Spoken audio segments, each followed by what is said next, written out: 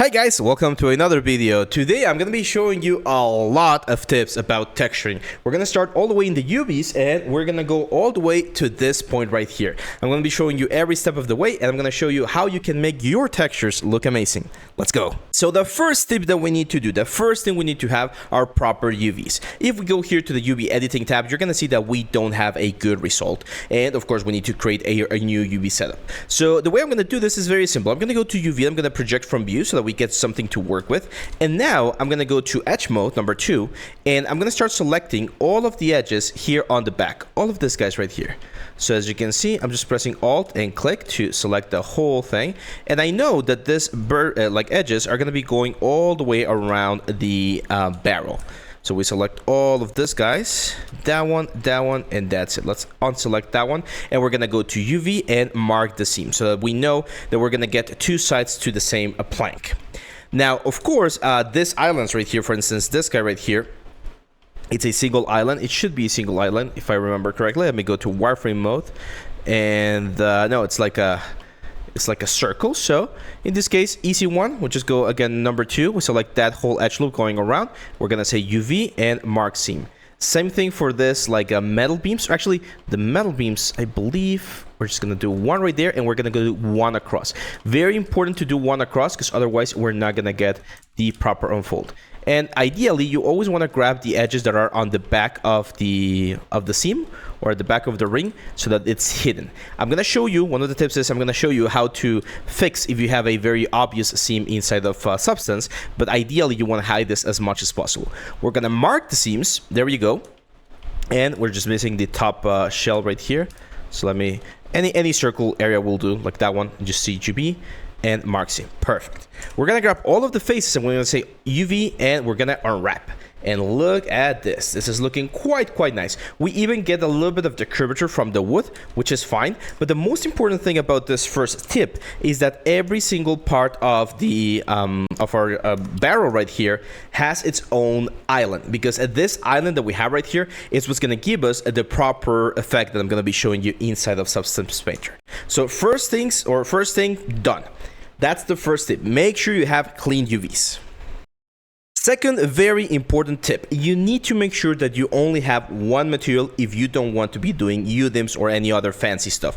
So in this case, I strongly recommend that you rename this to how this material is going to be named in the future. In this case, this is going to be M_barrel. Why is this? Because when you bring the object into Substance Painter, it will memorize that name and the textures that it exports will get this name. Actually, one of the final tips is going to be how to get proper naming conventions for all of your textures after you export. Once we have this, we just make sure over here that we don't have any sort of like elements or anything, and we're ready to export this into Substance Painter. Now, one very important thing before we go into Substance Painter, you need to make sure, and this is a third tip, you need to make sure that all of your islands, specifically for this object, but most objects work this way, they need to be ordered in the same direction. It doesn't matter if it's horizontal or vertical, but if we're going to be adding a wood grain texture, we want the wood grain to follow the same sort of size for every single thing on our element. Once that's done, we just select our whole object over here. Let's go back to edit mode. There we go. File. Export selection, and I usually export in FBX. I prefer FBX. Just make sure to select this option that says limited to selected objects. I'm gonna do this on the desktop for now. I'm gonna call this a barrel. And let's export this and go into Substance. The way you import into Substance is also very important. You're going to create a new file and you're going to decide what texture size you want. Usually a 2K texture is fine, but if you want to go super high quality, you can go even higher. I'm going to grab my barrel right here. And very importantly, I do recommend changing this to OpenGL unless you're going to be working with Unreal, in which case you're going to be needing DirectX. It's not that big of a deal if you mess up which normal format you're going to be using, because you can always flip between the two. But usually OpenGL works best for me. And I'm just going to hit OK. And this is what we get. The barrel here inside of Substance. It's a low poly barrel. We don't have too many points. And now we can do the first thing, which is bakes. We need to bake things. However, look at this. We do have the M barrel option right here ready to go. So I'm going to go to the shader right here and we're going to do the resolution, the output size at 2048. Here's another tip. Make sure to set your anti-aliasing to at least 4x. If you can, go for 16x to get even softer and nicer bakes on your element. perfect. And once we have that, in this case, we're not doing any like high poly, low poly thing. We just want to bake some of the important maps that we're going to be using to generate a very cool effect in our barrel. And we're going to do bake selected textures. We wait for the whole process to finish. The most important ones are the cavity, or the curvature, sorry, and the ambient occlusion, which is this one that you're about to see right here as soon as it finishes. And with those maps, all of the smart materials and the smart masks that we have are going to be working even better for our particular barrel. Let's go back to paint mode, and we're ready to go on to the next part. The next thing we need to do is we need to set up our materials, and a very common mistake that AC people make is that they only rely on the basic materials that we have right here. And don't get me wrong, some of these guys are quite nice, but the thing is we actually have something such as the 3D community assets. I don't know why people don't know or don't seem to understand that this thing exists, but if you go here and you literally look for wood, you're gonna find a lot of very nice woods. Actually, quick note, the past woods that we had, like this wood cherry Americana, are now part of this collection right here. So we can download any of these maps. Now, if you have access to Substance Painter as a license, if you're paying your indie license, then you're gonna have access to the pro materials that we can also use. But like this painter we would, if you wanna do something stylized, it's a really good one. So make sure to use materials from here. Download the materials and use them for your own stuff. For instance, this one, Dirty Elm Wood, I really like that one. So let's download it real quick. How do we import materials? It's very easy. You literally just drag and drop this into Substance. You set this as a smart material. Oh, this is actually a smart material. I actually don't love smart materials, but we're gonna use it. And I'm gonna import it to my assets. Hit import. So here we have this Dirty Elm Wood material. And if we drag and drop it, we're gonna get this thing right here. So next tip. The next tip is you need to make sure that your tiling and your rotation is going in the right direction. Super common mistake I see in all of our portfolio reviews, which by the way, our new portfolio review is available, so you can submit in our Discord right now. And you need to go to whatever this thing is. In this case, I believe it's the American Elmwood that's doing the thing. And we're gonna rotate this 90 degrees. 90-degree rotation so that the fibers of our wood are going in the right direction. The other thing that's very important is to make sure that we have a good tiling, because sometimes the resolution at which these materials are created is a little bit low for big objects such as this one. So I'm going to go here again, and on the tiling, I'm going to set this to 2. And as you can see, that's going to give me a little bit more fibers. This is one of the reasons I don't love using smart materials, because as you can see, I'm going to have to go to each specific one, and that's going to make it a little bit difficult. So what I'm going to do instead here is I'm going to use a wood. I have this rotten wood that's I always like. It's a very nice one. And I'm going to make sure to rotate this, again, 90 degrees, so that the fibers are going up. And we're going to tile this a little bit more, so that the size of the wood grain is not as big. Look at that. Beautiful. Now you can see the tiling is getting a little bit repetitive. Don't worry, we can fix that. Let's go to 7 first of all. And one thing we can do here is we can do another seed. So if we go here to the random seeds, we can randomize this and try to look for something that looks a little bit better. Something like that, I think, is doing a better job. Now let's change the color. Let's make this barrel a little bit more like a nice dark barrel. It can be an old barrel, but something like that, it's a little bit better. And here's where we go to our next tip. Masks. You need to use masks. Masks are a really good way to separate materials and make sure you have a good variation between them. So I'm gonna, first of all, I'm gonna like remove or decrease the rotten amount here. Let's soften this up. There we go. Just play a little bit with the materials. Probably make this a little bit more like. There we go, perfect. So I'm gonna right click and I'm gonna add a black mask, and I'm gonna do a number 4 on my keyboard so that I go into selection mode. I'm gonna use this polygon fill with object select on so that I can very quickly, as you can see, select all of the wooden planks. A very easy way, just do a marquee selection, and in this case, everything gets selected. And as you can see, we get this very nice. If you make a mistake, don't worry, press X and you're gonna flip the mask and you're gonna be painting white. So anything that I wanna do here on this mask is only gonna be affecting the elements right there. Let's look for a metal. I definitely want a metal, so I got this metal grinded. I'm gonna have this one on top. Add a black mask as well, because I don't want this thing to be affecting the wood, and we're gonna add it right there. I definitely want to play a little bit more with the tiling, so I'm going to make the tiling a little bit bigger so that you can see we get a nicer texture, because we have a 2K texture, so might as well use it. We don't need to go with super low elements. And let's bring the roughness a little bit up, because I want this barrel to be a little bit older. And look at how nice this thing is looking. So That's it. That's the next tip. Let's go for another one right now. Next tip, generators. Of course, generators are a great way to add effects to our element, but we need to be smart about adding or using these generators. If we don't do this, if we just like slap a generator without actually like tweaking it and modifying it, we're gonna get slightly like bad results. So what I'm gonna do is I'm gonna add a rust generator below the metal grinded, and I'm gonna add a black mask, right click, I'm gonna add a generator, and I'm gonna add, of course, a dirt generator. This dirt generator is gonna go into all of the crevices, and it's gonna give me a very nice like dark effect on the wood. You can see it's actually affecting the rings right here. So even though the rings are on top of this thing, this element does not know that it should only affect the wood planks. What can we do here? We can group this, Control G, and in this Control G, we can add a black mask, and on that black mask, only select the wood panels. Okay, so we only select the wood panels, and that will tell the rust to only affect the wood. Now, one thing that I always recommend my students, and you can learn from this in all of my premium courses as well, is to make sure to always blend your layers. In this case, I'm going to be using a multiplied node on this one and on this one, so that we get this very nice like burnt effect on the wood. Look at how nice and clean this thing starts looking. Not bad, right? It's definitely stylized. It's not like a realistic barrel. It's definitely a little bit stylized, but it's giving us a very, very nice effect. Now, on top of this, I want to add a little bit more like splotches. So what I'm going to do here is I'm going to add another rust layer. I'm going to add a black mask on this one, and I'm going to go to my paint layers. And this is where the artistic hand comes into play, because we can look for a specific brush, something like a dirt brush or something like this one. Dirt splash is really good. And we are going to start painting where we want a little bit more damage to be occurring. So I can imagine that in certain areas of this barrel, we're going to get a little bit of leakage or leakage or something, and we're going to get an interesting effect.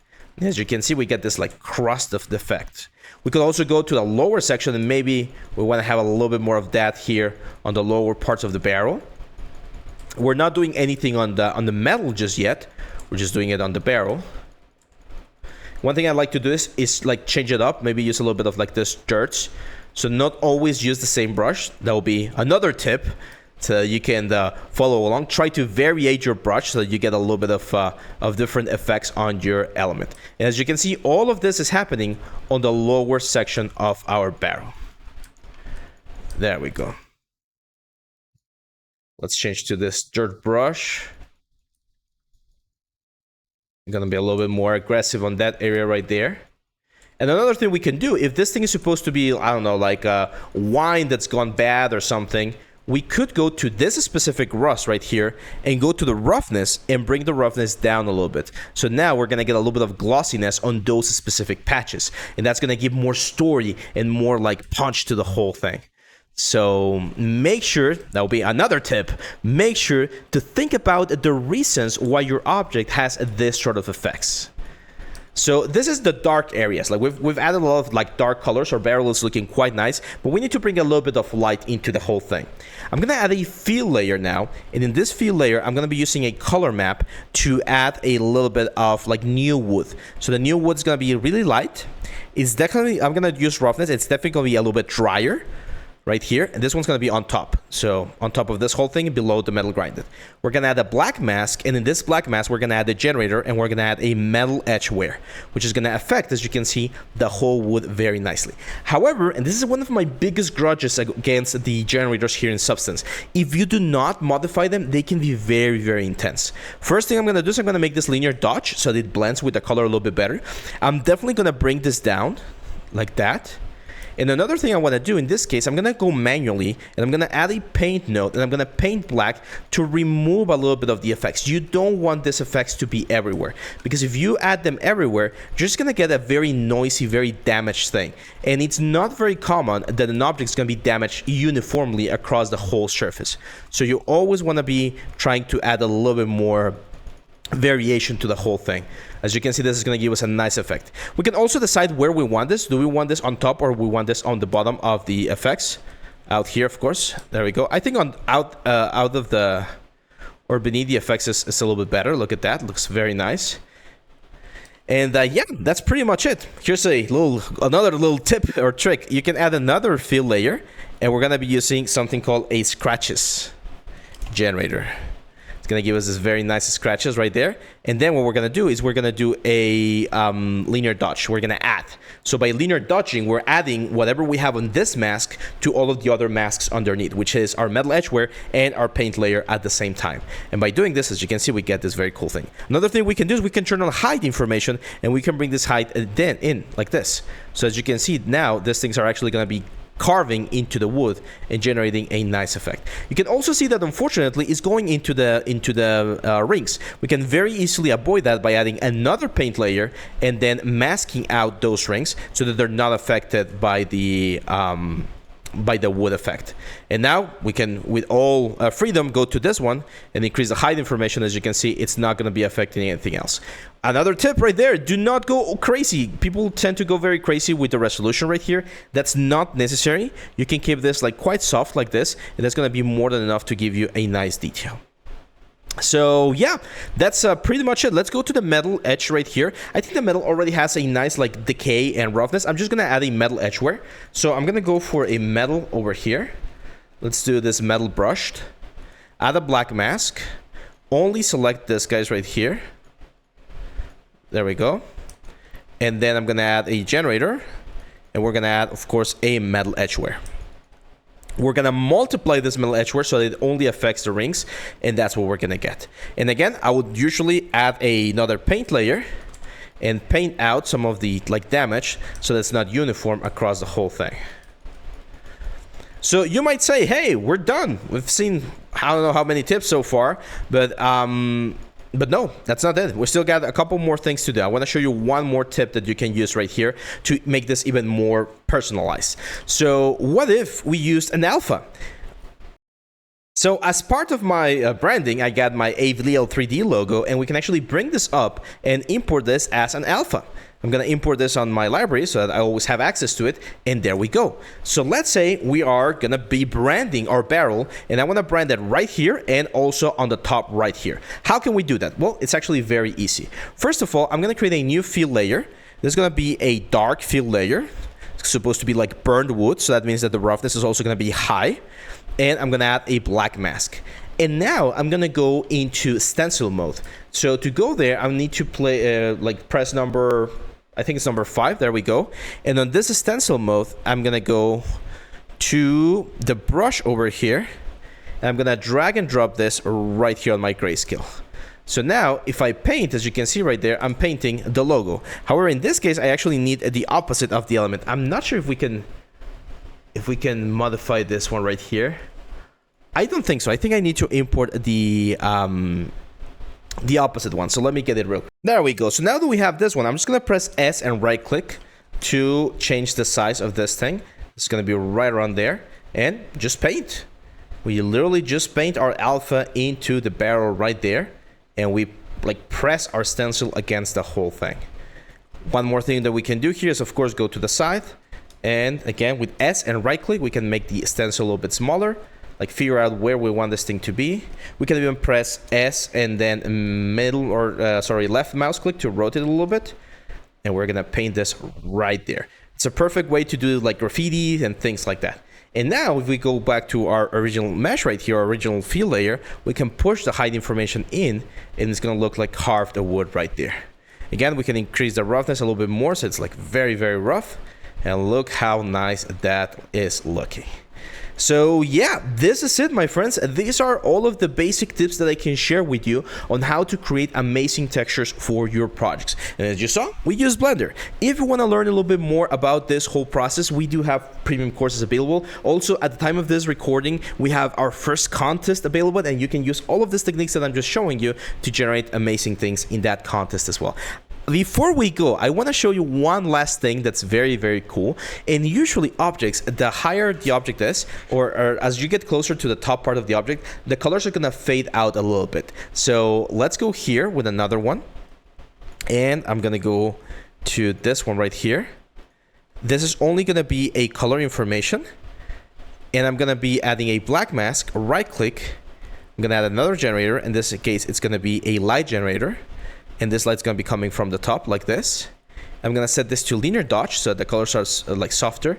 And we're going to just like fade them out a little bit. So as you can see, we get a little bit of a gradient okay, going into the whole thing right there. It kind of looks like a dust layer. In this case, I do want to remove a little bit, so I'm gonna go and add a paint layer, and by using a very soft brush over here, let's just a basic soft, I'm just gonna like remove from the elements right here.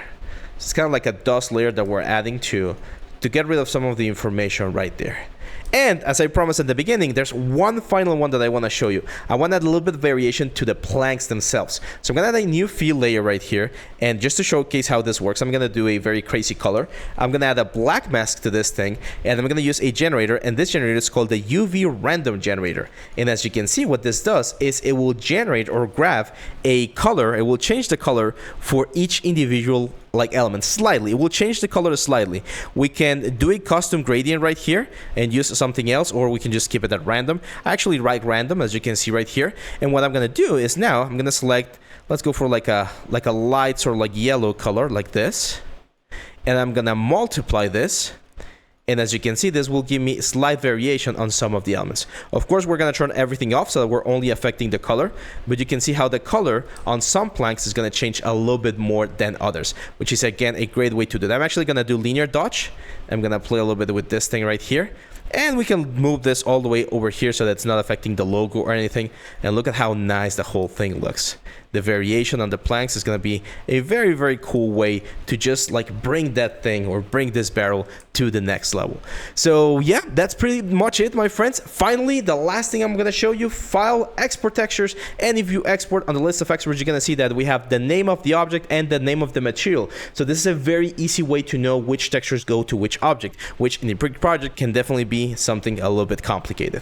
So that's it for now, my friends. If you like this video, let me know in the comments. This is a slightly different format that I wanted to try, just like boom, boom, boom, showing you tricks and tips. If this is what you like, let me know, and I'll be happy to do that for all of the other softwares that I know how to use. That's it, my friends. Don't forget to join our Discord channel, subscribe, and I'll see you back on the next one. Bye-bye.